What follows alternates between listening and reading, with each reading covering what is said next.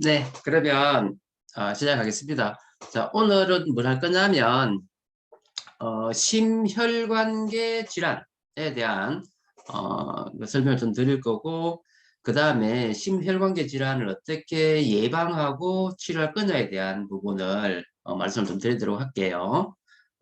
심혈관계 질환이라는 것은 뭐냐면요, 심장, 그리고 혈관, 그리고 뇌 질환까지를 합한 거를 가지고 심혈관계 질환이라고 그러고, 사실은 그 심혈관계 질환의 전체 그 유병률을 보면 상당히 높고, 또 뭐예요, 사망률에 가장 큰 어떤 영향을 차지하는 것, 암하고 아마 비슷할 정도로 많이 차지하고 있는 것이 이 심혈관계 질환이라고 보시면 돼요. 어. 자, 그래서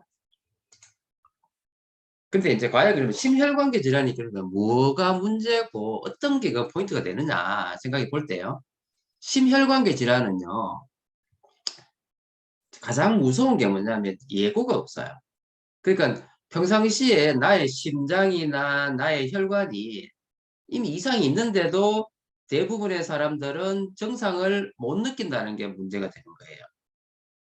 따라서 대부분은 그냥 모른 채 지내다가 갑자기 증상이 나타나는 순간 그 이후에 나타나는 것은 뭐냐면 심각한 후유증이 나타난다는 거죠. 그래서 죽음에 이를 수도 있고요. 심각한 후유증이 나타나는데 얼마나 높으냐, 그걸 좀 더 설명을 드릴 건데요. 자, 어떤 하나 예를 가지고 설명을 드려볼게요. C라는 사람의 예를 들면요. 이 사람은 평상시에 아주 건장한 체격이고, 그 다음 운동도 좋아하고, 그 다음에 승부욕도 강하고, 그러다 보니까 어떻게 해요? 뭐 먹는 것도 좋아하고, 그 다음에 애주가이면서 흡연 좋아하고 이런 게 있어요. 그래서 평상시에 본인은 건강하다 이렇게 생각했는데, 이 사람 가정적으로 보니까 뭐가 있느냐면은 고혈압이라든지 당뇨의 어떤 가정력이 있는 거예요. 그러면 여러분 아시다시피 고혈압이나 당뇨라는 거는 유전병이 아니라 뭐죠? 식생활 습관병이잖아요. 그러니까 같은 식생활을 하는 사람들은 이게 바로 유전이 아니라 전달된다는 거죠. 그러니까 부모님들이 고혈압이나 당뇨가 있으면은 이 사람도 틀림없이 당뇨가 있을 가능성이 많다는 거죠. 그래서 40대 되면서 이제 체중이 증가하게 되고, 우연히 검사를 했더니까 뭐 나왔단 말이에요. 고혈압이 진단되는 거예요. 근데 이제 우리가 알다시피 고혈압이 있으면 따라오는 건 뭐예요? 혈관 나빠지죠? 그래서 그러다 보면 뭐야? 당뇨 생기죠? 그러니까 우리가 지금은 뭐 공부를 하도 많이 해서 그 뭡니까?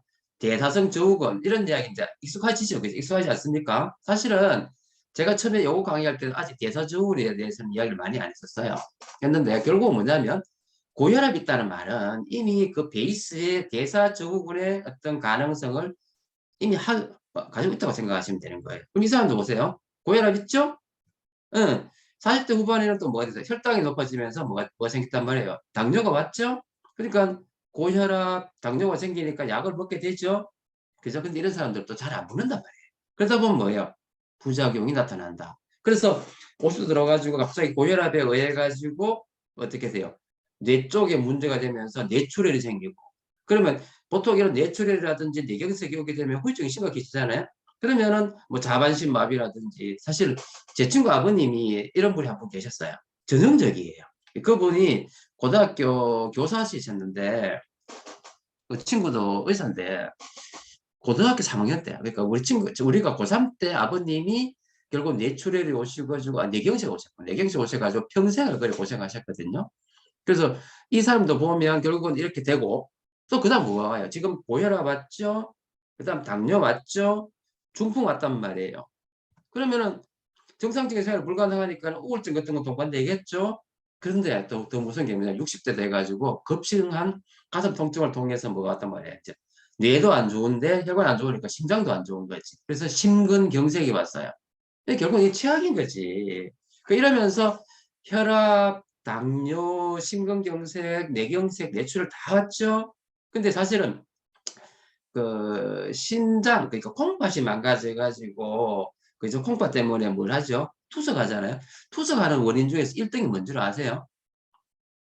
당뇨하고 고혈압이에요. 그러니까 예전에는 고혈압이 높았다가 지금 또 당뇨가 높았다가 이거 왔다 갔다 하는 거예요. 당뇨나 고혈압은 바로 이 심부전의 대표적인 원인이라는 거죠. 그래서 결국 뭐야? 이 사람 심장 투석을 하게 되고 결국 이렇게 이 모든 병을 다 앓고 가는데 사실 제가 저희 병원에 있는 환자들을 보면 대부분이 고혈압 있고 당뇨 있고 그죠? 그 때문에 우울증 같은 거 다 동반하고요. 그다음에 협심증이라든지 그러니까 치료한 도중에도 협심증이라든지 뭐 이런 게 와가지고 문제 일으켜가지고 병원 가게 되고 뭐 계속 악순환인 거예요. 그래서 사실 이게 다 같이 간다고 보시면 돼요. 그래서 좀 이따가 말씀드리겠지만 대사증후군에서 나오는 게 이게 다 있잖아요. 그래서 이게 무섭다는 거죠. 그래서 결국은 뭐냐면요. 증상이 없을 시기에 선제적으로 내가 예방하지 않으면 결국은 이거 뭐예요? 심각한 후유증으로 간다는 사실이 우리 꼭 기억해야 된다는 거예요. 그래서 왜 혈관이 중요하냐? 금방 이야기했듯이 이 뇌질환, 심장질환, 혈관질환은 결국은 뭐냐? 그 베이스에 뭐가 있단 말이에요. 혈관이라는 거죠. 그러니까 이 혈관이 깨끗하지 않다 보니까 이런 여러 가지 문제점이 생긴다는 이야기가 되겠죠. 그런데 예를 들어서 뇌경색이나 뇌출혈이 오면은요, 여기 보시면 대부분 60% 이상에서 심각한 합병증 내지 죽음을 이르게 된다, 사망에 이르게 된다는 거죠. 이 정도로 심각한 게 혈관 질환이라는 거예요.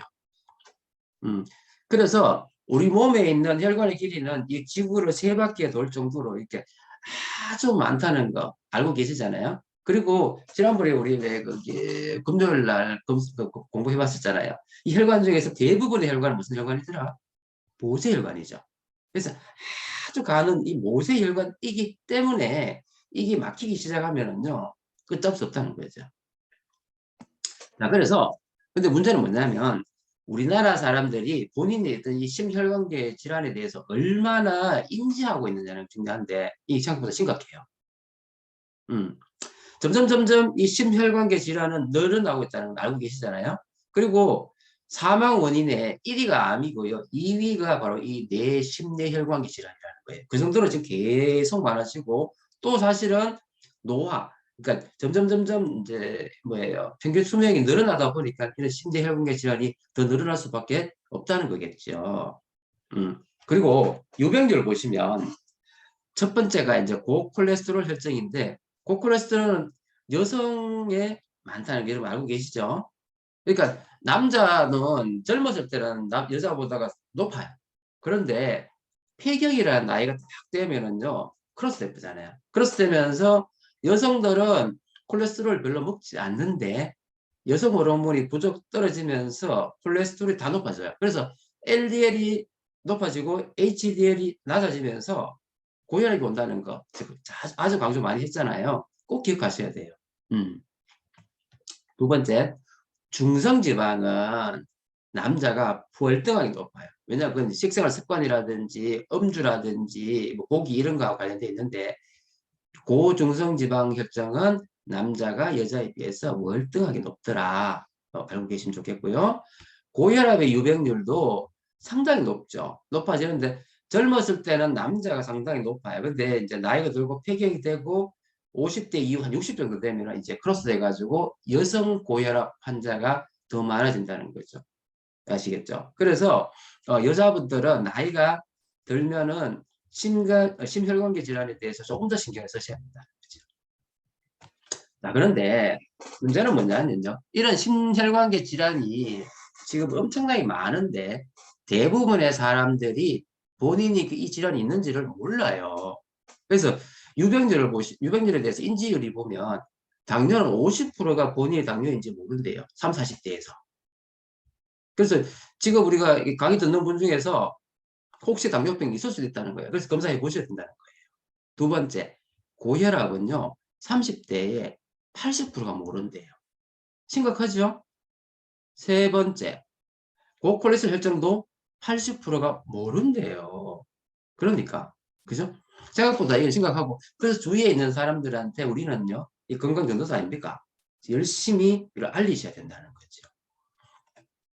자, 그래서 요즘은 이제 레드스컬 캠페인을 해가지고 중증 심뇌혈관계 질환을 이제 예방하고 관리하는 방법을 이제 적극적으로 지금 알리려고 노력을 많이 하잖아요. 이렇게 해야지만 심각한 합병증을 우리가 예방할 수 있다는 거예요.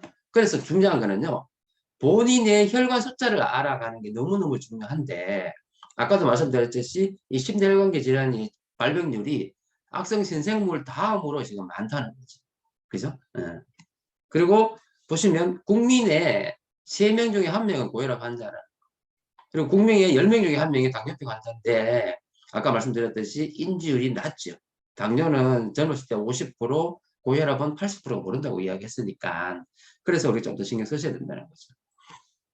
자, 그래서 이건 계속 같은 이야기니까 지나가고요. 자, 그러면 금방 얘기했듯이 혈압과 콜레스테롤과 당 수치가 중요한데 정상적으로 혈압은 요거 기억하자고요. 120이고 80이에요.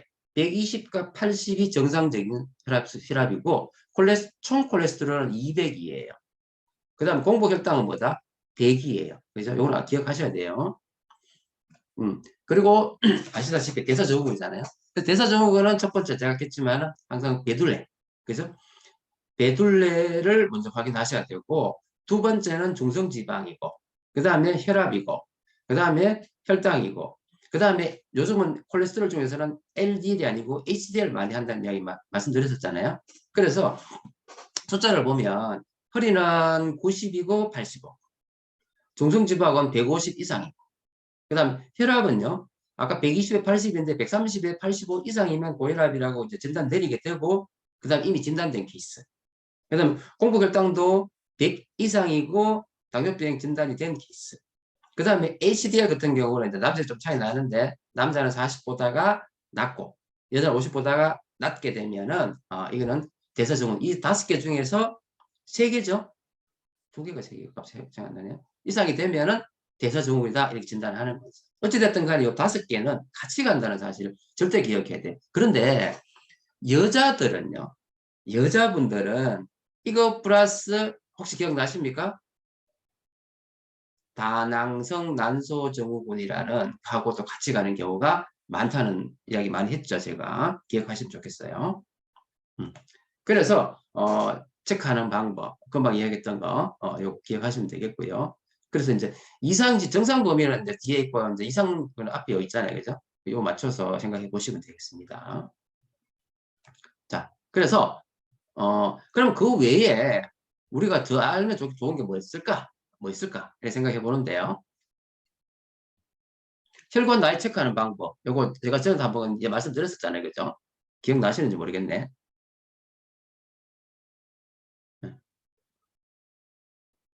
그래서 이거 보시면 제가 한번 읽어볼게요. 자, 여러분 스스로 한번 체크해 봐요. 하루에 담배를 한 갑 피운다. 저는 안 피웁니다. 일주일에 술을 3번 이상 마신다. 요즘은 3번 안 마시는데 3번 마셔요. 하나. 음식을 밤늦게 자주 먹는다. 밤늦게 자주 먹는다. 밤늦게. 먹는 거 같기도 하고 아닌 것 같기도 하고 안 먹어야 되는데 그죠? 기름진 육류 위주로 식사를 한다. 저는 안 해요. 육류는 그렇게 많이 먹지는 않거든요. 음식을 급하게 먹고 과식하는 편이다. 급하게 먹어요. 인스턴트 식품과 패스트푸드를 자주 먹지는 않아요. 식사를 불규칙하게 하지는 않아요. 음식을 짜게 먹지도 않아요. 운동은 열심히 해요. 사소한 일에도 쉽게 흥분하고 화를 요즘 덜 내긴 하지만 그래도 내는 것 같아. 성격이 좀 그래서 밤늦게까지 일하는 경우가 많다. 몸살 기운이 있어도 무리해서 일하는 편은 아니에요. 저는 손발이 차고 저린 느낌이 있어요. 건망증이 심하면 기억이 깜빡깜빡 끓을 때가 있어요. 부모 형제 중에서 심장병, 뇌졸중, 심혈관계 질환 병력이 있다. 할아버지가 계셔. 맞네. 8개나 되네. 그래서 저는 혈관 나이에다가 제 나이에다가 10을 더해야 된다는 거죠. 여러분 해보셨어요? 그래서 이렇게 해서 여기에서 4점이라야지만 본래 나이라는 거죠. 그래서 이제 물론 요즘은 이제 검사해가지고 혈관 나이 체크해 주는 것도 있긴 있잖아요. 그죠? 그래서 본인의 혈관 나이에 대해서 한번 신경 써 보셔야 된다는 거죠. 자, 그러면 이제 본격적으로 질환에 대해서 제가 간략하게 좀 설명을 드려볼게요. 자, 혈압 때문에 나타나는 게 고혈압하고 저혈압 있잖아요. 근데 이제 고혈압이나 저혈압은요. 자, 고혈압은 대부분은 정상이 없습니다. 없어요. 그런데 이제 갑자기 혈압이 팍 올라가는 혈압이라는 것은 뭐냐면요. 심장에서 쏴주는 힘이거든요. 그래서 이건 동맥에만 있는 거예요. 정맥은 아시다시피 그 뭡니까? 그 혈압은 동맥에서 주로 체크를 하는 거잖아요. 그죠? 그래서 대부분의 경우는 고혈압이 있더라도 정상은 없어요. 그리고 평상시에 하여튼 혈압을 자꾸 체크를 해보셔야 되는 거고요. 주로 우리가 느끼는 게 뭐냐면 뇌로 가는 이쪽에 이 경동맥이라 그러거든요. 경동맥이 이렇게 막히면 여기가 뻣뻣해져요. 그러니까 이 뇌는요, 얼마 엄청나게 많은 피가 가는데 올라가는 혈관이 큰 혈관이 두 개밖에 없어요. 그래서 무서운 거예요, 사실은. 근데 여기가 자꾸 이제 경동맥이 이렇게 막히거나 그 뭡니까 동맥경화가 오게 되면은 피가 올라가는데 압력이 가해지겠죠. 그러면은 뒷목이 땡긴다 그러는 거예요. 그래서 대부분의 고혈압은 증상이 없다는 거예요. 근데 저혈압은요, 사실은 저혈압이라는 거는 그러니까 우리가 혈압 120에 80인데 낮은 경우잖아요. 그래서 원래 저혈압은 보통 여자분들이 뭐야 체중이 작은 사람들은 혈압 다 낮아요. 제가 보면은 뭐 얼마 뭐 80에 뭐 100에 60, 뭐 그죠? 뭐 90에 60 이런 사람 많거든요. 그래서 정상적으로 혈압이 낮은 거는 근육, 그러니까 혈관 주위에 있는 근육이 약하기 때문에 심장 근육도 약하다 보니까 대부분은 큰 문제는 아니에요. 그런데 이제 이 저혈압이 갑자기 저혈압이 되면 어떻게 될까요? 피가 안 가죠. 뇌로 피가 안 가면 어떨까요? 두통 오겠죠. 그리고 어지럽고 두통 오고 심장으로 만약에 피가 안 가면은 막 피곤해지고 가슴 답답해지겠죠. 얼굴 창백해지고 막 그렇겠죠. 심하면 호흡곤란 오겠죠. 그러니까 이게 이제 저혈압 증상인데 대부분의 정상적인 사람은 저혈압은 큰 문제를 일으키지는 않는데 근데 이제 갑자기 혈압이 낮아가지고 피가 안 가게 되면 이런 증상들이 나타나는 거고요. 정말 무서운 거는 뭐냐면 갑자기 피를 많이 흘려가지고 혈압이 떨어지는 이런 경우는 정말 위험하단 말이에요. 예. 그래서 그런 걸 꼭 기억하셨으면 좋겠어요. 그래서 영양 관리라든지 이런 걸 잘 하시면 좋겠고요. 예. 자, 그 다음에 이제 우리가 무서운 게 뭐냐면 부정맥이에요. 부정맥이라는 거는 뭐다? 심장에서 리듬이 이상이 생기는 거잖아요. 그래서 심장 리듬이라는 건 정기적인 자기에 의해서 하루에 몇 명, 한 80회에서 60에서 한 80회 뛰주면 정상적인데 이거보다 더 많이 100회 이상 가면 이게 뭐예요? 이걸 가지고 빈맥이라고 그러죠. 빈맥이라는 거는 뭐냐면 내가 100m 달리기하고 똑같은 거예요. 그 정도로 위험하겠다는 거죠. 그래서 심장 리듬 문제가 되다 보면 이제 빈맥성, 부정맥, 그다음 서맥성 천천히 뛰는 거. 뭐 천천히 그러니까 빨리 뛰어도 심장이 부담이 되고 천천히 뛰어도 심장이 부담이 되겠죠. 그러다 보면 어떻게 되냐면은 호흡 곤란 오고 막 그죠? 현기증하고 실신하게 되고 여러 가지 문제를 일으킨다는 거죠. 그래서 이런 빈맥성, 부정맥, 서맥성, 부정맥 다 위험해요. 그래서 하여튼 심장이 뭔가 불편하면은 가가지고 엑스레이 심전도 같은 검사를 해보셔야 된다는 거예요. 아시겠죠? 자, 그 다음에 협심증과 심근경색이 있죠. 그러니까 협심증은 뭐죠? 관상동맥이 해가지고 심장에 가는 혈관이 좁혀진 거예요. 그래서 협심증은 부분적으로 좁혀졌기 때문에 내가 운동을 많이 하거나 하다 보면 갑자기 쫙 나타나면서 협심증이 나타나는 걸 가지고 뭐라 그래요? 협심증이라 그러고, 그 다음에 이제 심근경색이라는 거는 뭐죠? 혈관이 막혀가지고 그 아래쪽으로 피가 안 가다 보니까는 심장이 그거 뭐가요? 그 뭐죠? 이 근육이 썩어버리는 거죠. 그러면은요, 통증이 어마어마합니다. 인간이 느끼는 통증 중에서 제일 심한 통증이 심근경색 통증이라고 해요. 그래서 주로 어디냐면 심장은 여기 있죠? 왼쪽에 있습니다. 그래서 왼쪽으로 해가지고 등 쪽으로 쫙 퍼지는 팔 쪽으로 해서 쫙 퍼지는 이런 증상을 가지고 뭐라 그런다? 이걸 가지고 심근경색 이렇게 이야기합니다. 아시겠죠? 있네요. 그 다음. 자, 그 다음에 그 결국은 뭐냐면요. 그 다음에 이제 동맥경화 때문에 혈관이 안 가죠. 그럼 어떻게 될까요? 손발로만 피가 안 가면 손발이 차고 저리고 막 이러겠죠. 그 다음에 뭐예요? 저 하지 쪽으로 또 안 가게 되면은 또 마찬가지로 팔다리가 저리고 막 이러겠죠. 그죠? 뭐 이런 증상이 만약 뇌로 안 가면요 실신이나 마비가 온다는 거죠. 그래서 이런 증상들이 전부 다 혈관 증상이라는 사실을 기억하셔야 된다. 아시겠죠? 자, 그 다음에 뇌질환 중에서요, 대표적으로 뇌동맥류라고 있어요. 여러분 아시다시피요, 동맥은요, 그러니까 쉽게 말해서 우리가 정맥류란 말이 있고 동맥류란 말이 있는 거 아시죠? 정맥류는 왜냐면 하지에 있어요. 하지. 하체. 그러니까 이쪽으로는요. 동맥류는 없어요. 동맥류는 뭐냐? 동맥이 늘어나는 걸 동맥류라고 그래요. 정맥류는요. 정맥이 늘어나는 거죠. 그러니까 동맥류는 뇌에만 있어요. 뇌의 혈관이 꽈리처럼 늘어나가지고 문제는 뭐냐면 이게 평상시에는 증상이 전혀 없어요. 그러다 갑자기 혈압이 높아져가지고 이게 터져버리면요. 뇌에서 터지니까 이거는 뭐 심각한 뇌출혈이죠. 그래서 심각한 뇌출혈 중에서 사망을 가게 되는 가장 많은 경우가 뇌동맥류 출혈이에요. 이걸 가지고 지수막하 출혈 뭐 이런 출혈을 얘기하는데 상당히 위험해요. 그래서 근데 문제는 뭐냐면 대부분의 경우는 증상이 없기 때문에 무증상으로 진단되는 케이스는 아주 정말로 운이 좋은 케이스. 그렇게 생각하시면 돼요. 그런데 이제 뇌에는 뇌동맥류가 있는데 하체 쪽에는 뭐가 있다? 정맥이 늘어난다 그랬죠. 정맥류. 그죠? 정맥류가 있다는 걸 알고 계시면 좋겠고요. 그래서 뇌 쪽에는 뇌졸중이라 그래요. 뇌졸중을 이제 뇌경색과 뇌출을 합쳐서 하는 걸 뇌졸중이라 그래요. 그래서 뇌경색은 뭐죠? 혈관이 혈전에서 막혀버리는 거.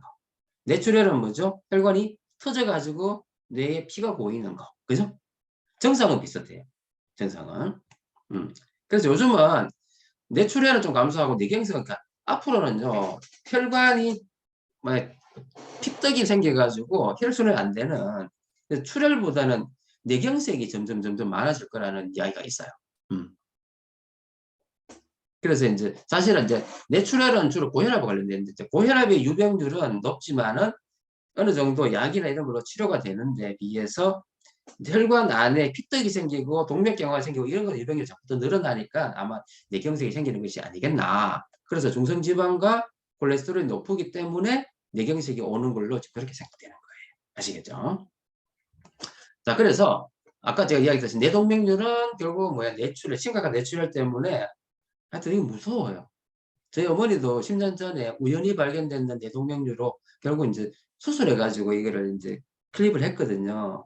요즘은 다행히 뇌동맥류, 작은 뇌동맥류는요, 수술 안 합니다. 안 하고 혈관 조형을 통해 가지고 안에 내가 뭐 코일 같은 거 넣기나 이런 식으로 해요. 그래서 예전보다는 치료가 상당히 좋아졌기 때문에 미리미리 진단해 보는 게 중요하긴 합니다. 자, 그래서 결국은요, 이 뇌졸중 증상은요, 미리 우리가 확인하는 게 너무 중요해요. 그래서 뇌졸중 증상은 주로 어떠냐면요, 이거 보면 패스트라 그러죠. 항상 이걸 기억하고 계세요. 패스트, 첫 번째 F는 뭐냐면 페이스예요. 그러니까 뇌졸중이 오게 되면 갑자기 얼굴이 한쪽이 어떻게 한쪽 얼굴이 이렇게 떨려요. 떨리면서 마비 증상이 오는 거예요. 그러니까 이 네 살 안 같아. 뭔가 좀 이상해. 의식은 있는데 얼굴이 뭔가 이렇게 먹먹하고 마비 증상이 오면 막 떨려. 좀 이상해. 그 다음에요. 그 한쪽에 팔이 이렇게 있으면 이게 팔이 힘에서 툭 떨어져. 한쪽에 툭 떨어져. 그 다음에는요. 이쪽에 마비가 오면서 이게 이렇게 꼬이거나 이런 식으로 되면서 말이 어눌해져. 그래서요. 본인이 느끼기에 한쪽 눈 주변에 여기 바로 떨리면서 마비가 오면서 말이 어눌해져. 그리고 이쪽에 팔이 힘 빠져. 이러면 뭐예요? 지금 나 지금 뇌졸중 왔는 거예요. 그러면 어떻게 되냐? 주위 사람들 바로 연락을 해야 돼요. 119 불러주세요. 아니면 내가 119 부르든지 빨리 불러야 돼. 즉시 이 순간에 놓치면은요. 그 타임 있거든요. 그 타임 지나면은요. 이거 큰일 나요. 그래서 패스트라 그래가지고 그래서 얼굴이 마비가 오거나 팔다리에 힘이 빠지거나 말 이상해지면은 바로 콜해라. 바로 불러라. 지체하면 큰일 납니다. 자, 그래서 결국은 어떻게 하면 이 심혈관 질환을 우리가 평상시에 생각을 하고 예방을 할 수 있을까? 사실은 예방이 중요합니다. 예방이.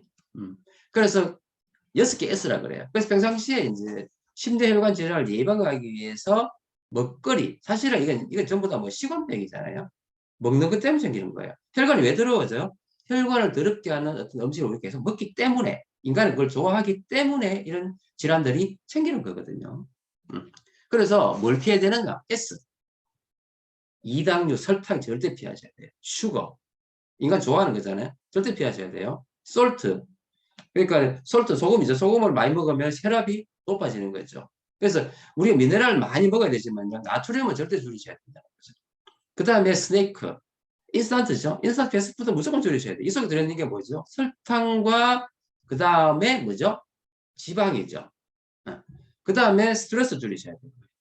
그 다음에 담배 끊으셔야 되고요. 그 다음에 식팅은 뭐죠? 운동하라는 이야기죠. 자꾸 앉아있으면 안 된다는 거죠. 결국은 뭐냐면요. 이 6가지 S를 줄이는 것이 심혈관계 질환을 예방하는 가장 좋은 방법이다. 아시겠죠? 자, 그래서 예방을 위한 생활수칙인데 사실 우리가 잘 알아요. 아는데 문제는 실천을 안 한다는 거지. 실천을 안 한다는 거죠.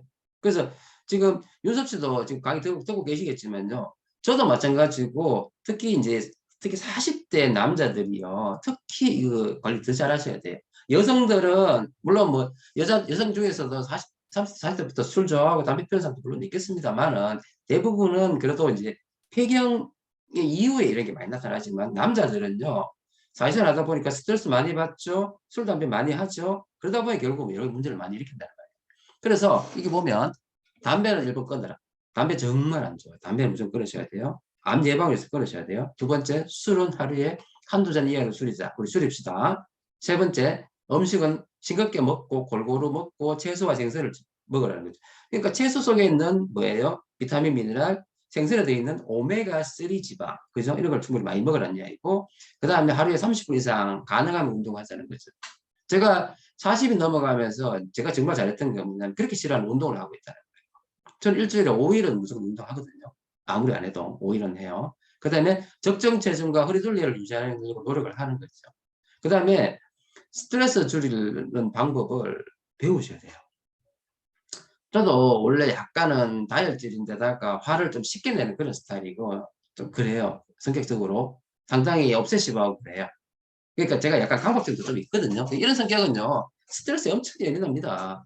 그래서 스트레스를 줄이려고 운동하고, 릴렉스하고, 명상하고, 그죠? 이런 식으로 하는 거예요. 이거 너무너무 중요합니다. 그 다음에 정기적으로 혈압이나 혈당이나 콜레스테롤 체크해 주셔야 돼요. 저도 자주 하거든요. 저도 병원에 있으면서 수시로 혈압 체크해보고 피검사 해봐요. 그 다음에 고혈압이나 당뇨병, 이상지질증에 대해서 꾸준히 있다면 치료해야 돼요. 바로바로 해야 돼요. 그 다음에 뇌졸중이라든지 심근경색 같은 경우는요, 바로 응급실을 바로 가야 돼요. 그러니까 응급 증상을 내가 알고 있어야 돼요. 근데 지금 우리 강의 듣는 우리들은 제가 하도 강의를 많이 하니까 잘 알고 계시겠지만요. 대부분의 사람들은 잘 몰라요. 그래서 알려주셔야 돼요. 아시겠죠? 많이 알려주셔야 돼요. 사람 만날 때마다. 자, 그리고 여기 보면요. 대사증후군에 대한 이야기가 나오면서 그 다음에 최종 당화 산물하는 말 많이 들어보셨죠? 이게 뭐냐면 당뇨가 있는 사람이 이 당에 그죠? 당 글루코즈가 단백질하고 붙게 된다 그랬죠. 혈액 내에 당이 높으니까요. 이 당이 적혈구하고 붙어요. 아니면 다른 단백질하고 막 붙게 되거든요. 당뇨 환자가 사실은 문제를 일으키는 거는 뭐냐면 이런 최종 당화 산물이 염증 물질이 돼가지고 여러 가지 문제를 일으킨다는 거예요. 그래서 그 당뇨를 측정하는 방법은요, 식전혈당, 그 다음에 식후 이수전 혈당도 하지만 뭘 하죠? 당화 혈색소라 그래가지고 적혈구가 당이 들어붙는 당화 혈색소를 측정해서 뭘 한다고요? 당뇨 환자를 측정한다는 거죠. 그래서 이런 최종 당화 산물을 줄이는 노력이 너무너무 중요하다. 그래서 결국은 뭐냐면요. 식단 관리가 너무너무 중요하다. 그러게 심혈관계 질환에 도움이 되는 여러 가지 식단이 많이 있는데 그중에서 이제 주로 이제 최고 식단으로 이야기하는 게 이 지중해 식단인데요. 이거 보시면 다양한 과일과 채소, 그러니까 과일과 채소에 들어있는 비타민, 미네랄 많이 먹으라는 얘기죠. 그 다음 건강한 올리브 오일. 올리브 오일은 뭐냐? 아시다시피 오메가 9번이에요. 그러니까 오메가 3와 오메가 9번. 그래서 일가불포화로 아주 좋은 거예요. 올리브 오일. 그 다음에 통곡물이 풍부한 음식물. 탄수화물을 먹더라도 그 속에 뭐야 식이섬유가 많이 들어있는, 그죠? 이런 통곡물을 먹는 게 중요하고, 그죠? 그 다음에 이런 걸 통해서 이제 만성질환을 예방해주고, 그래서 결국은 뭐예요? 이런 채식 위주의 다이어트, 그죠? 이런 경우가 결국은 뭐예요? 당뇨 환자라든지 이런 대사증후군에 정말 도움되는 거, 그런 거라는 거죠. 그래서 평상시에 이런 식단을 하는 게 좋은데 중요한 건요. 이런 식단을 하려면 뭐가 많이 든다? 돈이 많이 든다는 게 문제가 되는 거예요. 돈이. 그죠? 자, 그래서 아까 제가 이야기했듯이 당화혈색소라는 거는 제가 당화혈색소가 여러 문제를 많이 일으킨다고 그랬어요. 그죠? 그 다음에 그래서 요즘 그래서 설탕이 몸에 나쁘다, 설탕이 몸에 나쁘다 하니까요. 액상과당 이야기하는 사람이 있어요. 액상과당 뭔지 아시죠? 근데 이 액상과당은 설탕보다 더 위험해요. 뭔 이야기냐면 액상과당은요. 이 심내혈관 질환에 있어서 이 액상과당 자체가 단백질을 이게 혈액 속에 있는 단백질이 과당과 결합해가지고 이게 염증 물질을 유발하고 심내혈관 손상을 일으키는 거예요. 아까 당화혈색소하고 거의 같아요. 그러니까 당화혈색소는 그 당이 단백질을 붓는 거잖아요. 액상 과정도 마찬가지예요. 비슷하다는 거죠. 그 다음에 이게 지방간을 유발해가지고 여러 가지 문제를, 설탕도 마찬가지잖아요. 그러니까 설탕이 왜 위험해요? 설탕은 내가 먹으면은 에너지로 안 쓰이고 이게 전부 다 지방이 어디에서 간에 가서 지방간을 만든다는 거지. 그리고 이게 결국 뭐냐면 비만과 당뇨의 확률이 더 높아지는 거예요. 그래서 과당은요, 설탕 이상으로 안 좋아요. 그래서 액상 과당은 우리가 피해야 되는 음식 중 하나인 거예요. 그 다음에 트랜스 지방 아시죠? 트랜스 지방이라는 거예요. 트랜스란 말은 인공이에요, 인공. 자연적으로 존재하는 게 아닙니다. 그래서 인공적인 지방인데, 이거 어떻게 만들었냐면요. 원래 트랜스 지방은 오메가, 그러니까 불포화 지방이에요. 그러니까 아시다시피 포화 지방인 동물성 지방은 저온에서 어떻게 고체 상태잖아요. 그런데 오메가3 같은 경우는 아시다시피 또 그런 생성이 들어있는 지방이고, 오메가6는 기름이잖아요. 그죠? 그러니까 액체잖아요. 근데 이런 오메가3를 보관하기 어려우니까요. 이걸 어떤 외부의 자극을 가해가지고, 그러니까 포화지방처럼 고체로 만드는 게 트랜스지방이에요. 대표적인 게 뭐냐면은 마가린, 쇼트닝 이런 거거든요. 근데 이거는 인공지방인 거예요. 그래서 트랜스지방을 먹어보면 포화지방처럼 고소해요. 마가린 같은 거. 그래서 처음에는 여기 보관 쉽죠. 그죠? 그 다음 맛도 좋죠 해가지고 먹었는데 문제는 뭐냐면요. 이게 인공지방이라서 인체에는 발암물질인 거예요. 이놈이 혈액 내에 들어가면요. 동맥경화와 협심증, 뇌졸중의 위험이 확 증가해요. 그 다음에 이게요. 인공적으로 알러지 물질인 거예요. 그래서 이게 알레르기라든지 그 다음에 애들 ADHD 있죠. ADHD의 원인 중에 하나가 이 트랜스 지방이에요. 그리고 당뇨라든지 암의 위험이 확 증가하는 것이 트랜스 지방. 그래서 트랜스 지방은 우리가 절대로 먹어서는 안 되는 그런 지방이라고 생각하셔야 돼요. 아시겠죠? 자, 그래서 요거 금방 이야기했고요. 그 다음에 운동이 특히 심혈관계 질환 있는 경우에는 이 운동이 너무너무 중요하거든요. 왜 중요한지 아세요? 근감소증, 제가 여러분한테 강의해 드리겠죠? 근감소증, 나이가 들면은요, 근육이 무조건 감소합니다. 근데 처음에 생각은 노화지 뭐. 그냥 당연한 거 아니야? 천만의 말씀입니다. 근육이 감소하는 거는 그대로 좀 큰일 납니다. 제가 왜 40부터 운동을 많이 하느냐면요. 이 근감소증을 예방하려고. 우리가 왜 10대, 20대에는 보면 어때요? 하체가 굵죠? 근데 이게 뭐 이게 보기 좋을 수도 있고 하지만 건강적이라 하잖아요. 그래서 하체가 굵어요. 근데 나이 들어보세요. 어떻게 돼요? 하체는 점점 가늘어지고 상체가 커지죠. 상체가 커지는 게 그러니까 아니라 뭐예요? 상체는 지방이 축적이 되어 있지만 하체에 있는 근육이 빠지는 거예요. 이게 근감소증인데 이 근감소증이 생기면요 면역력 떨어지죠. 당뇨, 고혈압 같은 고지혈증 같은 대사증후군이 확 증가하는 거예요. 그리고 근육이 감소하면요 사망률이 남성 사망률 1.5배 증가한대요. 그래서 근육량을 유지하는 노력이 정말 중요한 거예요. 그래서 어느 근육이 제일 중요하냐면 코어 근육도 중요하지만 대퇴 근육이 그렇게 중요한 거예요. 대퇴 근육. 그래서 우리 라이딩 가는 거 있죠. 이게 좋은 이유가 그거라는 거죠. 그래서 65세 이상 환자한테 비만, 고혈압, 당뇨가 없어도요. 근감소가 생기면은요. 심혈관계 질환 유병률이 이렇게 높아진다는 거예요. 76% 높아진다는 거죠. 그래서 근육을 유지하는 게 중요하다. 그죠? 그래서 중년 이후, 남자는 40대 이후, 하여튼 40대 이후에는 남자, 여자 모두 다 단백질 섭취가 정말 중요하고 운동이 정말 중요하다. 아시겠죠? 그래서 단백질 섭취량을 아시다시피 자기 몸무게 kg의 그람 수만큼 단백질을 섭취를 해야지만 유지가 되는 거예요. 그래서 운동하고 한 시간에서 2시간 이내에 반드시 단백질을 먹으라는 이야기 있잖아요. 그죠? 꼭 드셔야 됩니다. 자, 그래서 심내 혈관을 위해서는 이제 건강과 운동을 해야 되는데, 운동은요, 규칙적인 운동을 해주셔야 돼요. 그리고 어느 정도냐면은요, 맥시멈이 한번 하면 안 돼요. 한 서브 맥시멈 해가지고 한 70%에서 75% 숨이 약간 찰 정도, 땀이 흐르면서 숨이 약간 찰 정도로, 그죠? 그 정도의 운동을 해주는 게 제일 좋아요. 그 다음에, 이런 유산소 운동도 중요하지만요, 근력 운동도 중요해요. 근력 운동. 그래서 결국은 뭐냐면요, 운동하는 게 정말 중요하고요. 그 다음에 본인한테 맞는 운동을 찾아가는 게 중요하고요. 그런데 만약에 이미 심장 쪽에 문제가 있으면요, 운동이 위험할 수 있잖아요. 그래서 이런 사람들은 운동을 하기는 해야 되지만 본인에 맞는 정도의 운동을 확인해서 해야 돼요. 그래서 반드시 의사하고 상담해가지고 운동 부하 검사나 이런 걸 해서 이 정도만 하세요라는 이야기 듣고 하셔야 된다. 그래서 이거 보시면 심장병 발병 후에서 3개월 이내에는 운동을 피해야 되고요. 근력 운동 피하셔야 돼요. 그 다음 운동 전 5에서 10분은 가볍게 준비 운동 꼭 해야 돼요. 그 다음에 추운 날씨는 하시면 안 돼요. 그리고 운동 중에 조금 이상하다. 절대 스탑하셔야 돼요. 그래서 우리가 이렇게 심장 쪽이나 이런 문제가 되기 전에 미리미리 조심하셔야 된다는 이야기죠. 자, 그래서 그러면은 이제 이렇게 제가 말씀드렸고, 그러면 그 우리가 심혈관 질환을 위해서 제가 오늘 말고 이제 다음에는 더 자세하게 좀 설명 더 드릴 거고요. 오늘은 이제 개략적으로 어떤 영양소가 도움이 되는지에 대해서 제가 설명을 드릴 건데요. 이거 보시면 혈압 조절하기 위해서 이제 대사 증후군이잖아요. 혈압 조절하기 위해서, 그 다음에 혈액 개선을 위해서, 그 다음 콜레스테롤 조절하기 위해서, 중성지방을 조절하기 위해서, 그 다음에 혈관의 산성화를 예방하기 위해서 어떤 걸 써야 되느냐? 여러분 다 잘 아시잖아요. 그죠? 그래서 한번 복습해 볼게요. 자, 혈압 조절을 위해서는 제가 나중에 더 자세히 설명드릴 겁니다.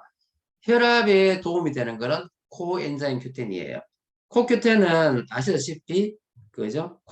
미토콘드리아에 있는 그죠? 항산화제잖아요. 항산화제이면서 혈관에서는 혈관을 확장하는 NO 그죠? 산화질소를 만들기 때문에 혈압이 떨어진다. 그래서 그 혈압이 높은 사람은 코엔자임 Q10을 반드시 같이 먹자. 그죠? 기억하고 계시죠? 그 다음에 혈액순환을 위해서는요, 뭐가 좋다? 오메가3가 절대적으로 좋죠. 그래서 오메가3는 혈액순환을 좋게 해주고 염증을 떨어뜨려 주는 거죠. 혈전을 예방해 주는 효과도 있습니다. 그 다음에 GLA 브랜드 간발 일르산은요, 혈액 개선도 도움이 되고요, 콜레스테롤도 떨어뜨려요. LDL, HDL, 그러니까 LDL은 떨어뜨리고 HDL 높이는 효과가 있는 게 GLA예요. 그래서 콜레스테롤 높으면은요, 오메가3하고 GLA 같이 쓰면은요, 아주 좋습니다. 그 다음에 은행잎 추출물 해가지고 진코염 같은 거. 그죠? 진코염은 항산화제잖아요. 그래서 설명드릴게요. 그래서 이런 혈행 개선을 위해서. 그래서 진코염은 뭐죠? 치매? 그죠? 기억력 감퇴? 이데 도움이 되는 거예요. 그 다음에 중성지방을 떨어뜨리는 데는요, 오메가3가 정말 중요합니다. 그렇지만 오메가3 외에도요, 또 뭐도 좋아요? 갈리도 좋아요, 갈리. 아시죠? 갈리, 마늘. 네. 그 다음에 콜레스테롤 떨어뜨리는 데는 여기는 오메가3 빠져 있습니다만 오메가3, 아까 GLA 말씀드렸어요. 그 다음에 레시틴이라는 거 인지질이죠. 뇌에 많은 인지질이 콜레스테롤 떨어뜨리는 데 도움되는 거 아시죠? 그 다음에 마늘, 갈리. 그 다음에 혈액 내 산화를 억제하기 위해서는 항산화제에 있는 비타민은 A, C, E.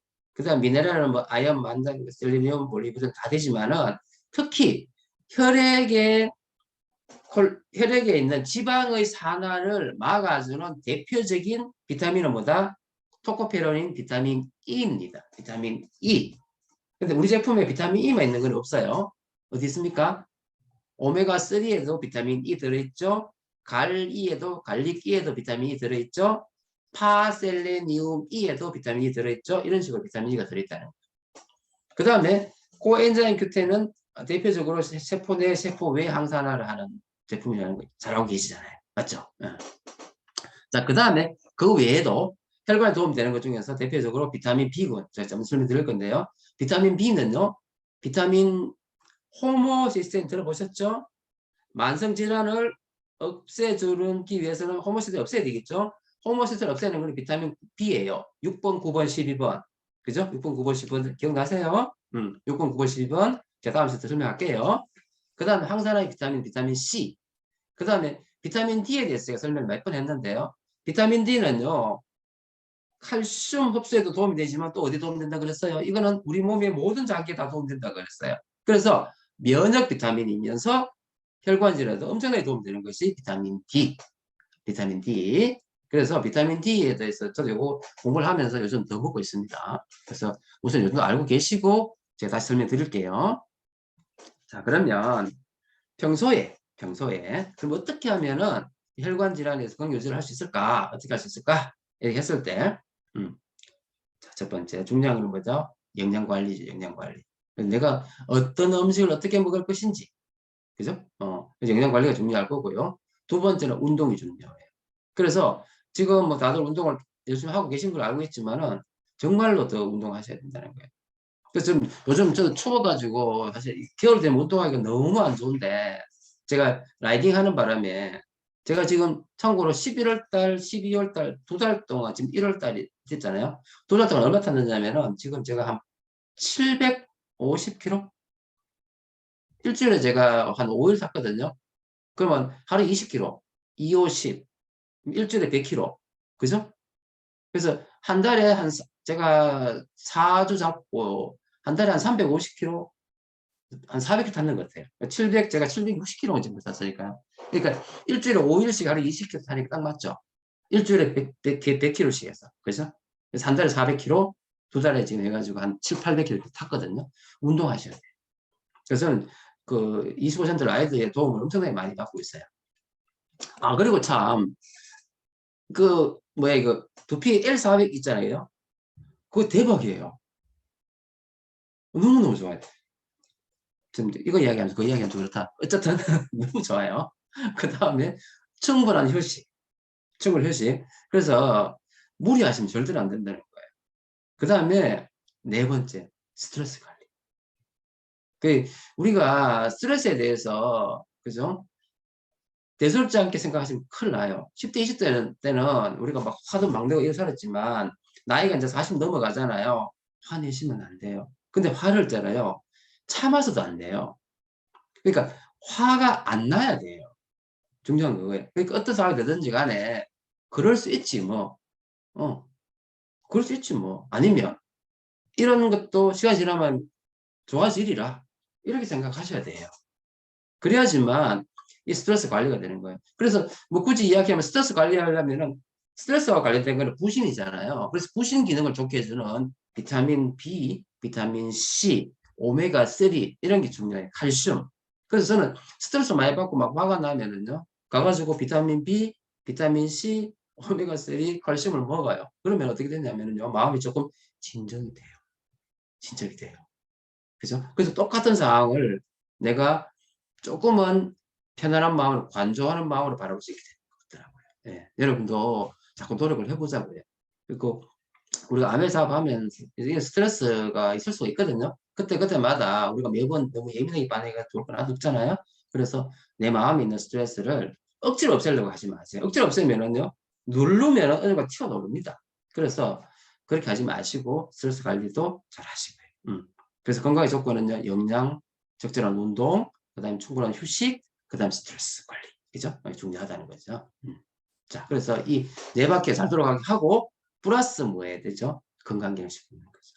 그래서 건강기능식품을 통해서, 사실 우리 아메리카노의 건강기능식품 너무 좋지 않습니까? 그죠? 예. 그래서 그걸 통해서 우리 건강을 유지했으면 좋겠습니다. 네. 자, 오늘, 심혈관 질환의 강의는요, 여기까지, 1부 강의하는 걸로 하고요. 다음 시간에, 다음 주에 제가 2부 강의로 해서 구체적으로 어떤 제품이 더 좋은지, 에 대해서 좀 설명을 드리도록 하고, 그렇게 하겠습니다.